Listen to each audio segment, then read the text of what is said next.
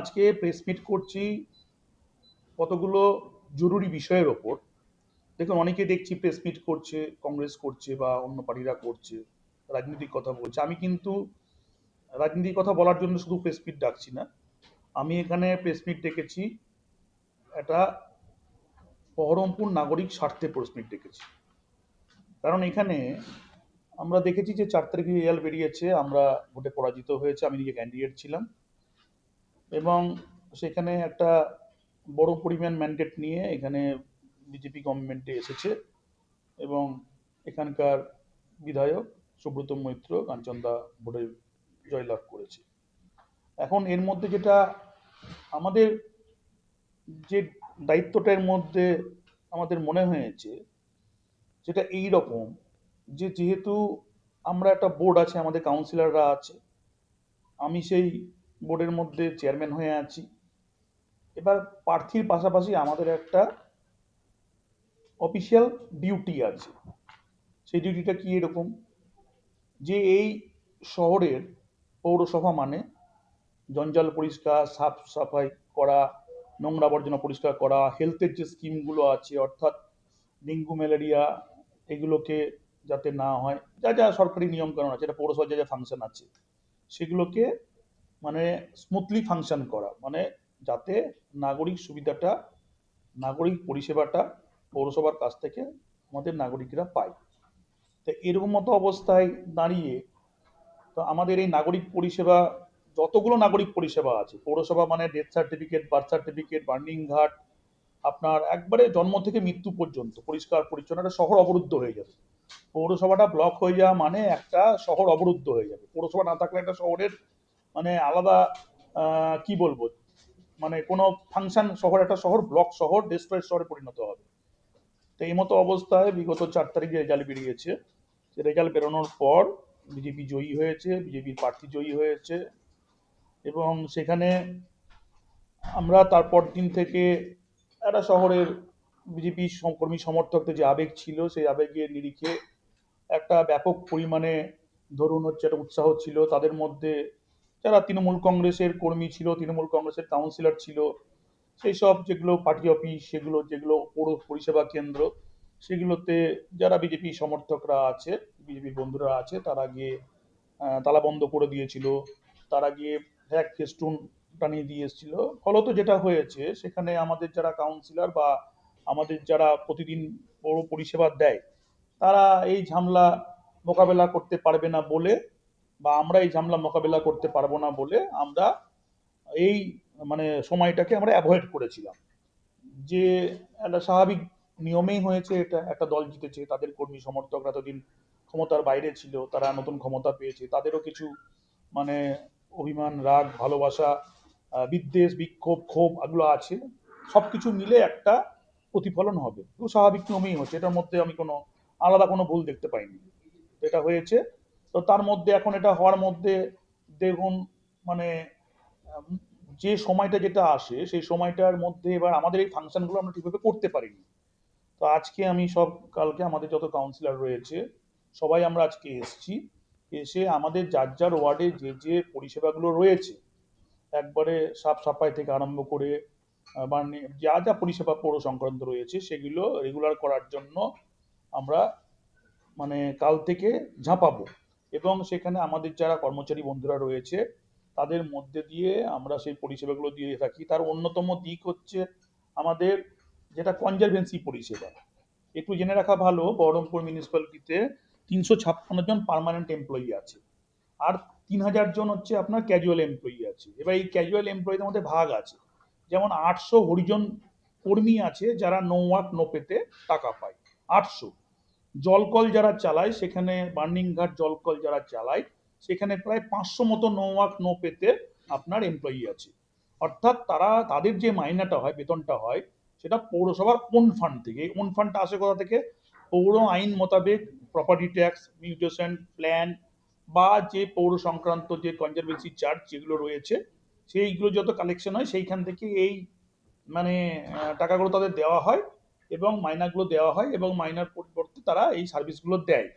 এটা সম্পূর্ণ মিউনিসিপ্যালিটির নিজস্ব একটা মানে সংবিধান আছে, সেই সংবিধান অনুযায়ী বাইলজ আছে, সেগুলোকে মানে কাজের স্বার্থে, নাগরিক স্বার্থে সেগুলোকে লোক এনগেজ করা হয়। সব মিউনিসিপ্যালিটিতে হয়, শুধু এবারই তৃণমূলের বলে নয়, কংগ্রেসের আমল থেকে 91 সাল থেকে যখন কংগ্রেস বোর্ড ছিল, বাবুল কবি, নীলরতন আড্ডা, সব সময় থেকে একাধিক এরকম ক্যাজুয়াল এমপ্লয়ি 700, 800, 1000 এরকম যত দিন গেছে তত বেড়েছে, সেরকম ভাবে ক্যাজুয়াল এমপ্লয়িরা রয়েছে।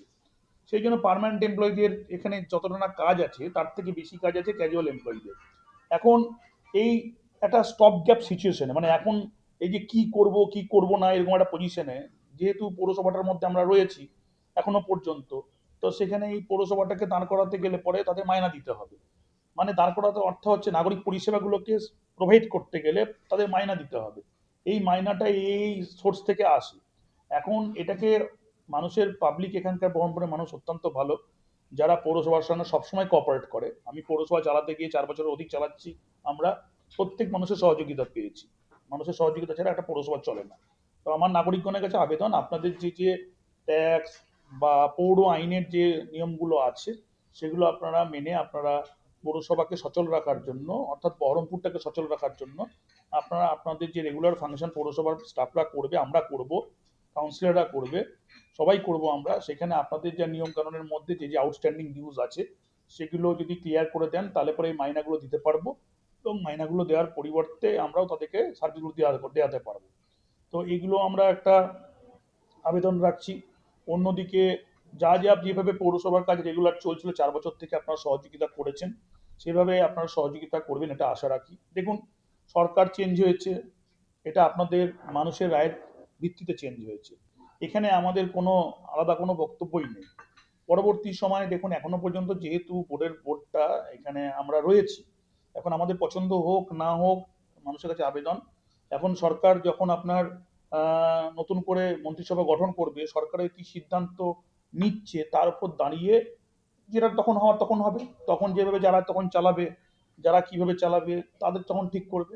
আপাতত আমরা যেহেতু হচ্ছে আছি এখনো পর্যন্ত, যতক্ষণ পর্যন্ত না একটা মানে কি বলবো একটা সলিউশন না হচ্ছে, ততক্ষণ পর্যন্ত আপাতত পৌরসভাটা নাগরিক স্বার্থে, মানুষের স্বার্থে চালানোর জন্য আপনাদের কাছে অনুরোধ করব। বহরমপুরের জনতা জনার্দন যারা বহরমপুরটাকে বাঁচিয়ে রেখেছেন, বহরমপুরটা সুস্থ মানে আছে, ভালো আছে, বহরমপুরটা খুব সুন্দর শহর। এই শহরটা পৌরসভা শুধু কৃতিত্ব নয়, শুধু পুলিশের কৃতিত্ব নয়, শুধু অফিসিয়াল লোকদের কৃতিত্ব নয়, শহরের সমস্ত নাগরিকের কৃতিত্ব রয়েছে।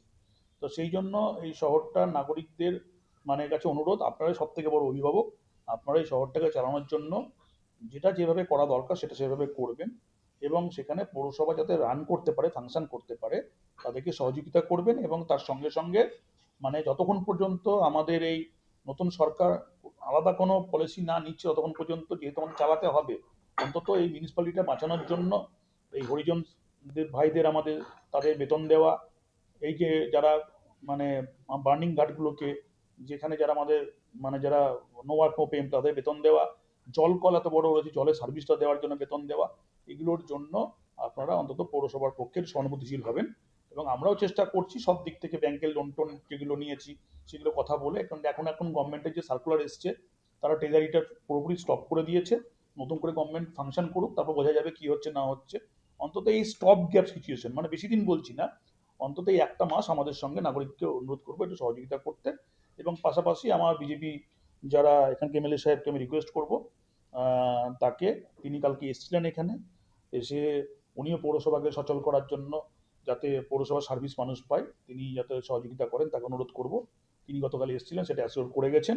এবং পাশাপাশি এখানকার যারা মানে আমাদের বিজেপি কর্মী বন্ধুরা রয়েছেন, তাদেরকেও আমরা অনুরোধ করব, আপনারা জিতেছেন, আপনারা মানুষের ম্যান্ডেট নিয়ে এসছেন, আপনাদের অনেক দায়িত্ব বেশি আছে, আপনারা কিভাবে এই শহরটাকে চালাবেন। কারণ দেখুন, একটা দল ক্ষমতায় এসছে, এটা মানে এটা খুব স্বাভাবিক নিয়মেই আসবে, কিন্তু সেই ক্ষমতাটাকে কিভাবে ব্যবহার করছেন, সেই ক্ষমতাটাকে ধরে রাখা, সেই ক্ষমতাটার মধ্যে দিয়ে মানুষ কতটা মানে আপনার সার্ভিস পাচ্ছে, এটা খুব ইম্পর্টেন্ট। তো অর্থাৎ মানে আমার বিজেপি কর্মী বন্ধুদের কাছে একটা অনুরোধ, পৌরসভার কোনো কাউন্সিলর, পৌরসভার কোনো কর্মচারী, পৌরসভার কোনো কর্মী যদি ওয়ার্ডে সার্ভিসের জন্য মানে যায়, তাহলে পরে তাদেরকে আপনারা লাঞ্ছিত করবেন না, তাদেরকে গালমন্দ করেন না, তাদেরকে ফিজিক্যালি অ্যাসল্ট করেন না। কারণ আপনারা সরকারে এসছেন, স্বাভাবিকভাবে সরকারে যখন এসছেন তাহলে আপনাদের দায়িত্ব অনেক বেশি। এই মিউনিসিপ্যালিটিতে আমরা এখানে বসে রয়েছি, সেটা এখানে যখন আমরা আজ থেকে 2 বছর 1.5 বছর 4 বছর আগে বসেছিলাম, কালকে আপনারা বসতে পারেন, কিন্তু আপাতত শহরটাকে চালানোর জন্য নিশ্চয়ই আপনাদের সরকার ভোট করবে, নিশ্চয়ই আপনাদের সরকার একটা পলিসি নেবে। ততদিন পর্যন্ত এই পৌরসভাটাকে অন্তত স্মুথলি যাতে ফাংশন করতে পারে, এটা আমার পৌরসভা কর্মচারী এবং পৌরসভা কাউন্সিলর যারা যারা ওই আমাদের পৌর পরিষেবা কেন্দ্রগুলো যারা রয়েছে, সেই পরিষেবা কেন্দ্রগুলো থেকে আপনারা চালাতে দিন এখানে। এবং এটা তো সরকারি জায়গা, চালাতে দিন এই জায়গা থেকে। এখানে তো পৌরসভাতে যখন সরকারের আছে তখন সরকারে ছিল, এবং পৌরসভা এখানে তৃণমূল সব পরিষেবাই তো দেয়। এখানে মানুষজন তো ধরুন আপনার কোনো ওয়ার্ডেই তৃণমূল কংগ্রেস জেতেনি, কোনো ওয়ার্ডেই জেতেনি, কিন্তু তার বাইরে 24 সালেও জেতেনি, এবারও জেতেনি, 19 সালে জেতেনি, 21 সালেও জেতেনি যখন আমি দাঁড়িয়েছিলাম, যখন পৌরসভা আমাদের ছিল না। কিন্তু তো আমরা তো সব মানুষকেই পরিষেবা দিয়ে গেছি। 154টা বুথে 154টা 44,000 হোল্ডিং এবং বস্তি সহ সব জায়গায় আমরা পরিষেবা দিয়ে গেছি। হেলথ পরিষেবা থেকে আরম্ভ করে যা যা পরিষেবা আছে, অন্তত পরিষেবার জায়গায় যেন রাখতে পারি, সেই ব্যবস্থাটা আপনারা যদি করে দেন, আপনাদের এটাই আমার অনুরোধ। বাকিটা যখন এই গভর্নমেন্ট আপনাদের নতুন মন্ত্রিসভা হবে, তখন যা ডিসিশন নেবে, ভোট ভেঙে দিলে ভোট ভেঙে দেবে, নির্বাচন করলে নির্বাচন করবে, তখন আপনারা আপনাদের মতো করে করবেন। এখন আপাতত এই স্টপ গ্যাপ সিচুয়েশনে আমাদেরকে কাজ করতে দেওয়ার জন্য এই অনুরোধটা আমি রাখবো। দুপুরের পর লেগেছে শান্তনু যাওয়ার পর এই যে কলটা তুলে নেওয়া হয়েছিল, পৌরসভা কি তুলেছিল না? না না, পৌরসভা তোলেনি। এই জায়গাটা পৌরসভা যখন তুলতে গেলে পরে তার তো একটা নোট ইয়ে লাগবে, নোটশিট, বা তার একটা অর্ডার অ্যাপ্রুভাল লাগবে। এখন ভোটের সময় অনেকে লোকাল পার্টির লোক হোক, লোক হোক, তারা ওখানে আপনার ইনস্টল হচ্ছে করেছিল, লোকাল পয়সা চাঁদা ফাঁদা তুলে করেছিল। এবার কে বুঝি কে তুলেছে এটা আমি জানিও না। এটা নিয়ে অধীরবাবু অভিযোগ করেছিল, আমি দেখেছিলাম, ইউ সাহেব বলেছিল, এসডিও আমাকে বলেছিল। ওটা তো লাগিয়ে দেয়, তাদের এমনি পানীয় জলের ব্যবস্থা ওখানে কল লাগিয়ে, ট্যাপ কল লাগিয়ে দেওয়া হয়েছিল। তো আজকে সকালে কাঞ্চনদা গেছিল, আমি ভিডিও দেখলাম, বলেছি পৌরসভা আলোচনা করবো। আমি তার আগেই বলে দিয়েছিলাম, যাওয়ার আগে আমি বলে দিয়েছিলাম যে যদি কল আমরা তুলি বা না তুলি, যদি কল ওখানে বসাতে হয় তাহলে যেন বসিয়ে দেওয়া হয়। এটা বলেছে। এখন এই ব্যাপারে আমি বিশ্লেষণ করবো না। টাকাগুলো হচ্ছে, দেখুন, ওটা হয়তো পৌরসভাটি ইনফ্রাস্ট্রাকচার করবে, এবার টাকা এখন নিতে না করেছে ঠিক কথাই, কিন্তু ওখানে আপনার ধরুন যেগুলো 4-5টা কর্মচারী সিকিউরিটি, তাদের মাইনা কোথা থেকে আসবে? তারপর ওখানে লেবার পরিষেবা কোথা থেকে আসবে? এইগুলো তো পৌরসভা তো রেভিনিউ না থাকলে পরে, বা গভর্নমেন্ট রেভিনিউ না থাকলে গভর্নমেন্ট তো সার্ভিসও দিতে পারবে না। না, দেখুন, পার্কিং ওখানে নিয়ে আমার পৌরসভা খুব একটা বেশি ইন্টারেস্ট নেই। ও পার্কিংটা যদি চালাতে পারে বিনা পয়সায়, যদি তার তো সিকিউরিটি লাগবে, তো সিকিউরিটি বিনা পয়সায় কি কাজ করবে? এই 4-5 জন সিকিউরিটি যারা আছে তাদেরকে নেওয়ার জন্য ওদেরই লোক থাক, ওরাই ম্যানেজ করুক, ওগুলো নিয়ে ব্যাপার নয় কোনো। যদি ওখানে আপাতত বলেছে যে পার্কিং, আমার সঙ্গে কথা যেটা হয়েছিল ওখানে যারা দেখতো, বাবুলালরা বলেছিল যে গেছিল, আপাতত যতক্ষণ গভর্নমেন্ট সেফ না ততক্ষণ পর্যন্ত কেনা ঠিক করবে, পরে ওটা নিয়ে। ওটা মিউনিসিপ্যালিটি খরচা করেছে, মিউনিসিপ্যালিটি ইনফ্রাস্ট্রাকচার মিউনিসিপ্যালিটি লয়ের মধ্যে আছে। কিন্তু আমি এখন আইনি মানে বিষয়ের মধ্যে ঢুকছি না, কারণ হচ্ছে এগুলো মিউনিসিপ্যালিটি নিজস্ব আইন অ্যাপ্লাই করতে পারে। যে পৌর পরিষেবা কেন্দ্রগুলো হয়েছে সেগুলো যেগুলো তালামালা মারছে, এগুলো সব গভর্নমেন্ট প্রপার্টি। আজকে যদি মিউনিসিপ্যালিটি কালকে বিজেপিতে ওরা ভোট পায়, ওদেরই তো প্রপার্টি হবে, এটা গভর্নমেন্টের প্রপার্টি, এটা কারোর ব্যক্তিগত প্রপার্টি না। এটা তো আজকে ধরুন কাকুলির ওয়ার্ডে একটা পৌর পরিষেবা কেন্দ্র আছে 1 নম্বর ওয়ার্ডে, ওটা তো ও যখন কাউন্সিলর থাকবে না, বিজেপি কালকে ভোট পেলো, বা আমি যখন চেয়ারম্যান থাকবো না, বিজেপি যখন ভোট পেলো, তো ওদেরই প্রপার্টি হবে, তো গভর্নমেন্ট প্রপার্টি। তো গভর্নমেন্ট প্রপার্টির উপর ওরকম ভাবে আমার মনে হয় না যে করে বিরাট কিছু বুদ্ধিমানের কাজ করছে ওখানে। মানে এগুলো টেকনিক্যালি পৌরসভা আইন আছে, এগুলো কাগজপত্র নিয়ে কোর্টে যদি আমি সাবমিট করি, কোনোটাই হচ্ছে এমনি কোর্ট আমাদের পক্ষে অর্ডার দেবে। কিন্তু যেহেতু এই সময়টা এটা নয়, কারণ এগুলো খুব ঠুনকো ব্যাপার, এগুলোকে কনসিডার করে এগুলোকে পরে আলোচনার ভিত্তিতে ঠিক করা যাবে। আমি কি বললাম যে যারা এতদিন বিজেপি করেছে তাদের তো একটা সকাল্লাদ আছে, তো তারা কেউ তৃণমূল করতো, কেউ বিজেপিতে গেছে, এখন গেছে। তো এখন এবার এবার এটা তো আমি যদি বিজেপিতে কালকে বলি যে আমি বিজেপিতে জয়েন করবো, বিজেপি আমাকে নেবে? নিশ্চয়ই নেবে না। তো এটা আমরা হাংরি নই, আমি পার্সোনালি নই, আমাকে অনেকে বলেছিল, অনেকে ফোন টোন করেছিল, যে মানে বিজেপির অনেক নেতারাও ফোন করেছিল।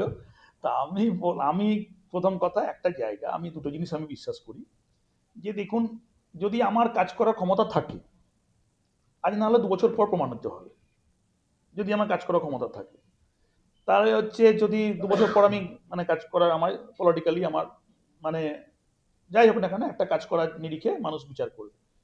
কিন্তু এই মুহূর্তে আপনার মানে যারা বিজেপি যারা আপনার মানে করেছে, যাদের একটা পরবর্তীকালে টার্গেট আছে মিউনিসিপ্যালিটি চালানো, তারা আগে অগ্রাধিকার পাক।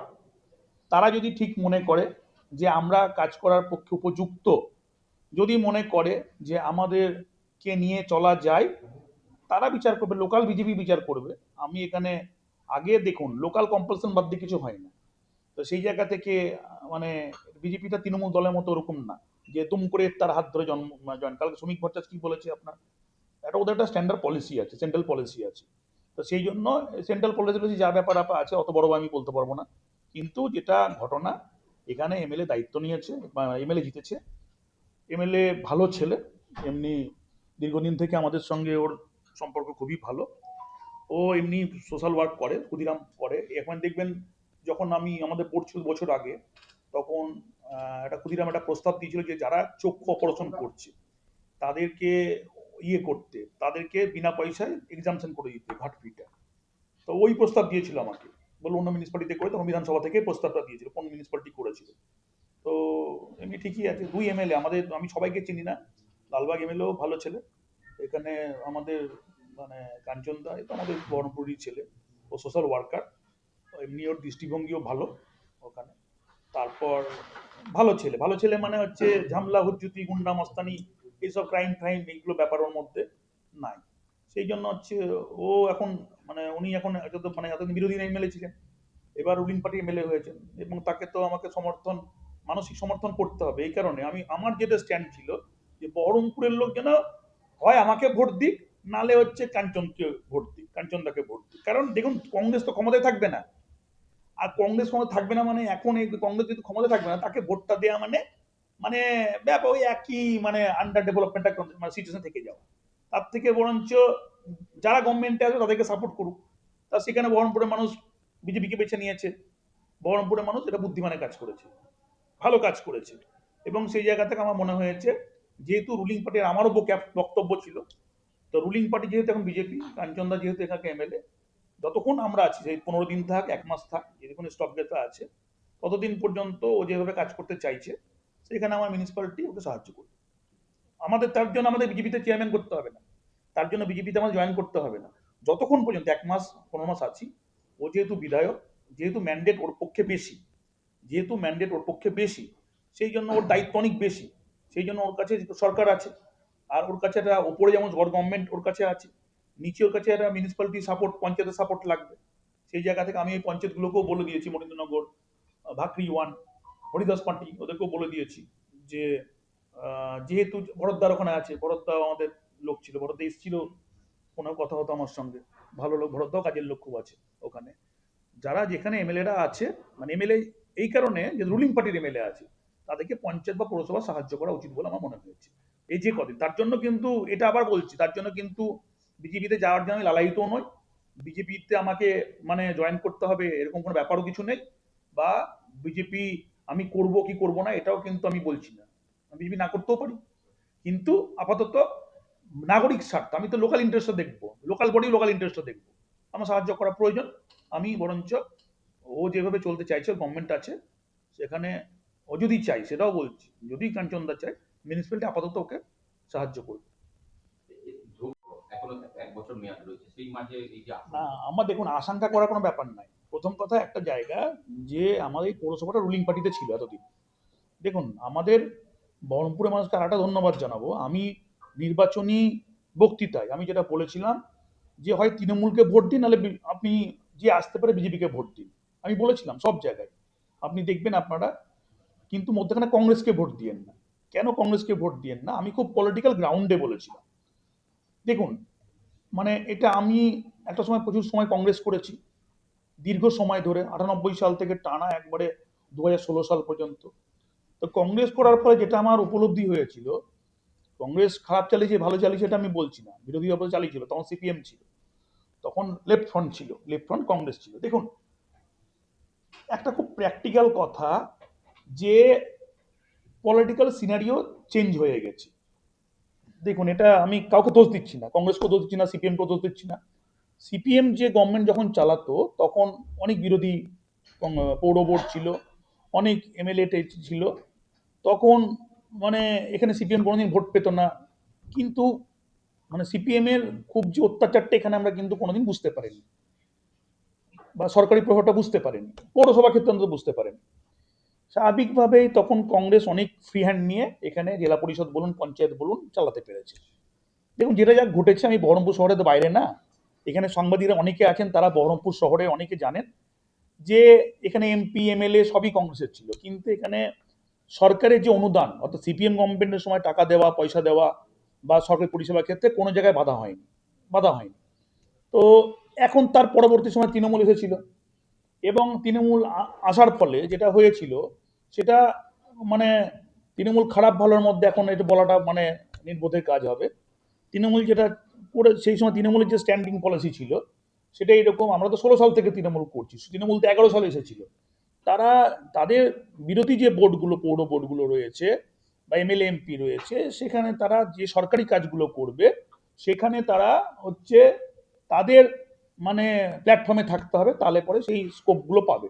স্বাভাবিকভাবে সেভাবে বহরমপুর বোর্ড কনভার্ট হয়েছিল 16 সালে, এবং আমরাও তৃণমূলের সঙ্গে থেকে আমরাও এই বোর্ড গঠন করেছিলাম। এবার আমরা প্রায় ধরুন হচ্ছে এই যে 12-13 বছর প্রায় তৃণমূলের সঙ্গে ছিলাম, এবং বোর্ড গঠন করেছি 4 বছর। এখন এই যে পলিটিক্যাল সিনারিওটা, এই যে পলিটিক্যাল যে নেচারটা যে চেঞ্জ হয়েছে, যে সরকারি দলের সঙ্গে না থাকলে পরে আপনার মানে একটা মানে কি বলবো, যে কোনো প্রতিষ্ঠান আপনার চালাতে, নোডাল এজেন্সিগুলো পঞ্চায়েত চালাতে পারবে না। তো এটা আমি এখনো বলেছিলাম ভোট নির্বাচনী প্রচার করতে গেলে, কারণ এই যে কালচার পশ্চিমবঙ্গে তৈরি হয়ে গেছে, এই কালচার আপনি বন্ধ করতে পারবেন না। আমি আজকেও বললাম, আজকে বলছি, যে দেখুন, খারাপ হোক ভালো হোক, এর ব্যাখ্যা কি, এটা গণতন্ত্রের এদিক ওদিক আমি এতদিন যাচ্ছি না। বিজেপি পারলে ভালো, বিজেপি পারলে ভালো, আমার মনে হয় না পারবে। প্রথম কথা হচ্ছে আপনার তাদের রুলিং পার্টির সঙ্গে না থাকলে পরে পঞ্চায়েত পৌরসভাগুলো অন্তত চলা খুব মুশকিল। কারণ তৃণমূলের আমলে আপনার 16 সাল থেকে মুর্শিদাবাদ যত পৌরসভা সব কনভার্ট হয়েছিল, সে ভোটে জিতে আসেনি, কিন্তু ভোটটা হলো তো 21-22 সালে ভোট হয়েছে আপনার। তো তারপর সেখানে আপনার এবার বিজেপি, যারা বিজেপি গভর্নমেন্ট আসার পর যে ফ্লোটা আমি দেখছি এখানে, সেখানেও তাই তৃণমূল যারা করতো প্রথম দিকে, তারাই বিজেপিতে এখন মানে আহ, মানে ব্যালেন্স করছে, তারাও বিজেপির মধ্যে এখন বেশি ওভার অ্যাক্টিভ হয়ে গেছে। এবং এখানে দেখুন না, এখানে কে সব তো তৃণমূল থেকেই গিয়ে বিজেপিতে জয়েন করেছে। আমি যদি আজকে বলুন, কাঞ্চনদা কংগ্রেসের ছিল কাউন্সিলর, তারপর তৃণমূল কংগ্রেস করেছিল, আগে পরে করেছিলাম, তারপর ও বিজেপিতে জয়েন করলো, 21 সালে জয়েন করলো। তা ঠিকই আছে। এবার তারপর আমাদের শুভেন্দুদা, তিনিও মন্ত্রী ছিলেন এখানে এই জেলায়, নিশ্চিত অধিকারী, ওখানে নিহিত প্রামাণিক, ও তৃণমূলের ছিল, তাপস রায়। এগুলো ধরুন ব্যাপার না, কংগ্রেস ছিল, তৃণমূল ছিল, এবং বিজেপিতে হয়েছে ব্যাপারটা। এটা খারাপ কিছু না, এটা তাহলে আইডিওলজির জায়গা কোন জায়গায়? আইডিওলজির জায়গা নাই। তাহলে সিপিএম 4.21% ভোট, আপনার 26% ভোট। আইডিওলজি দিয়ে এখন আর রাজনীতি চলবে না, পশ্চিমবঙ্গের রাজনীতি বা ওরা ভারতবর্ষের রাজনীতি চলবে না। আইডিওলজি দিয়ে রাজনীতি এখন চলবে না, তাত্ত্বিক বিশ্লেষণ থাকবে। রাজনীতিটা এমন একটা জায়গা, যখন যে ক্ষমতায় আসবে তখন সেই ক্ষমতার সঙ্গে যারা যারা কাজের লোক, এরা সবাই তো কাজের লোক। শুভেন্দুদা মানে স্ট্রং লিডার, এটা তো আমরা তার সঙ্গে রাজনীতি করেছি, আমাদের প্রচুর আইডিয়া আছে, ভেরি স্ট্রং লিডার। তিনি তৃণমূল থেকে যখন জয়েন করলেন আপনার ইয়েতে, ওই যে বিজেপিতে, সেখানে তার পারফরমেন্স দেখুন, 2টো এমপি সিট জেতালেন, 16টা করেছে, পঞ্চায়েত জিতিয়েছে। তার মানে তার লিডারশিপ ক্যাপাসিটি আছে, কোন দলে থাকলে ইম্পর্টেন্ট না, তার আগে কংগ্রেস করতো। তো সেখানে আপনার তারপর তাপস রায়, উনি কংগ্রেসের একটা সময় সভাপতি ছিলেন, এমপি বিজেপিতে আসলেন, তারপর আবার জিতলেন এখানে। প্রথম কথা কাঞ্চনদা, উনি কংগ্রেসের যখন এমএলএ কাউন্সিলর ছিলেন, সব থেকে বেশি ভোটে জিততেন উনি ওখানে, কোনো ছবি ব্যবহার করতেন না। তারপর বিজেপিতে এসে দুবার এমএলএ হলেন ওখানে। তাহলে সেই জায়গা থেকে এটা কিন্তু ডিপেন্ডেন্ট হচ্ছে তার পার্সোনাল ক্যাপাসিটি। তো পার্সোনাল ক্যাপাসিটি যার যত বেশি থাকবে, সে যে কোনো দলে হিট করবে। এটা তো আপনি সামনেখানেই বলে দিলাম, যে যারা যারা আজকে এই ইয়েতে আছে, এই ফোরামের মধ্যে আছে। তো এটা সেই আইডিওলজির এই ব্যাপার ট্যাপারগুলো, এইগুলো আমার কাছে খুব ঠুনকো মনে হচ্ছে এখন, এইসব ব্যাপার ট্যাপার কিছু নাই। সেই জন্য আমি আইডিওলজিতে, যদি পলিটিক্যাল আইডিওলজিতে বিশ্বাস করি না। আমাকে যদি বলে সব এগুলো, তারা আমাকে হয়তো ধান্দাবাজ বলতে পারে, ভুলভাল বলতে পারে। পলিটিক্যাল আইডিওলজি বলে কিছু নেই। প্রথম কথা, আইডিওলজি যা ছিল, ওই টাকমা টাকমা ছিল একটা সময়, ও সব উঠে গেছে, সব চলে গেছে। নাগরিক স্বার্থে গিয়ে তাদের প্রয়োজন হলো কেন? রাজ্যে এই অবস্থাটা কেন হলো? ভরাডুবিটা হলো, এটা অ্যাকচুয়ালি দুটো কারণ আমার মনে হয়েছে। ভরাডুবি এতটা হওয়ার যেটা কারণ, যদি আমি একটু ডেভেলপমেন্টের দিক থেকে বলি, তাহলে মমতা ব্যানার্জি কিন্তু অনেক ডেভেলপমেন্ট করেছে। মমতা ব্যানার্জি যতই যে গালমন্দ করুক না কেন, দেখুন, আমি মমতা ব্যানার্জির কথা, প্রেজেন্টেশন বা কথা বলার ভঙ্গিমা, এগুলো নিয়ে একটা দিক হতে পারে, কিন্তু মমতা ব্যানার্জি একটা সরকারের থেকে, তার একটা সরকারের যে দুর্নীতি ফর্নীতি এগুলো রয়েছে, চাকরি কেলেঙ্কারি, বা আপনার এই পার্থ চ্যাটার্জি চাকরি, বা এইসব আরো বিভিন্ন দুর্নীতিগুলো রয়েছে, সেগুলো তো নিয়ে সবসময় সমালোচনা হবে, সেগুলো নিয়ে এনকোয়ারি হবে, সেগুলো নিয়ে যা জেল ফাঁসি যা হবে হবে। কিন্তু এটাও ঠিক, মমতা ব্যানার্জি যে 15 বছরের, তখন আমি মমতা ব্যানার্জি দলেও ছিলাম না, যে কাজগুলো করেছে সেগুলো মানুষের কিন্তু অনেক উপকার হয়। যেমন কন্যাশ্রী, আপনার একটা ভাবতো সিপিএম 14 বছর ছিল, একটা গরিব মানুষের মেয়ে, সে টাকা পাচ্ছে, মানে 50,000 টাকা বা 25,000 টাকা, সে পড়ার সুযোগটা পাচ্ছে। রূপশ্রী, বিয়ে হচ্ছে তার তো, আগে মেয়েদের বিয়ে হয়ে যেত, তাহলে সেখানে সে টাকাটা পাচ্ছে, তার বিয়ে থাওয়া হচ্ছে, সে পড়ার সুযোগ পাচ্ছে। লক্ষ্মীর ভান্ডার, এটা তো দারুণ স্কিম, প্রতিটা মেয়ে, কেউ বলতে পারবে না। আমরা ভোটের আগে একটা সার্ভে করিয়েছিলাম যে লক্ষ্মীর ভান্ডারটা কতটা দরকারি, এই পদগুলো তো মমতাজি খুলে দিয়েছে, এগুলো অন্যান্য স্টেটে অ্যাডাপ্ট করেছে, তা সেই জন্য একটা জিনিস চালাতে গেলে পরে ভালো মন্দ দুটো দিক থাকে। তবে এটা আমি মানে কি বলবো, মানে ভালো মন্দের মধ্যে মমতা ব্যানার্জি কিছু সার্ভিস আছে। যেটা বিপর্যয় যদি হয় এখানে, সেটা হচ্ছে তৃণমূল দলের কোনো কন্ট্রোল নাই। এই কারণে আমি কাউকে দোষ দেবো না। অভিষেক বন্দ্যোপাধ্যায় যে অনেকে বলছে টলছে, যখন অভিষেক বন্দ্যোপাধ্যায় যখন ছিল, তখন তার সঙ্গে দেখা করার জন্য সব নেতা মন্ত্রীরা তৃণমূল দলের যেটা আমার মনে হয়েছে, তৃণমূল দলের যেটা মানে সব থেকে বড় অবক্ষয়, এটা আমিও করতে পারিনি, আমারও প্রচুর কর্মী সমর্থকরা, দুর্নীতি আমার মনে হয়েছে।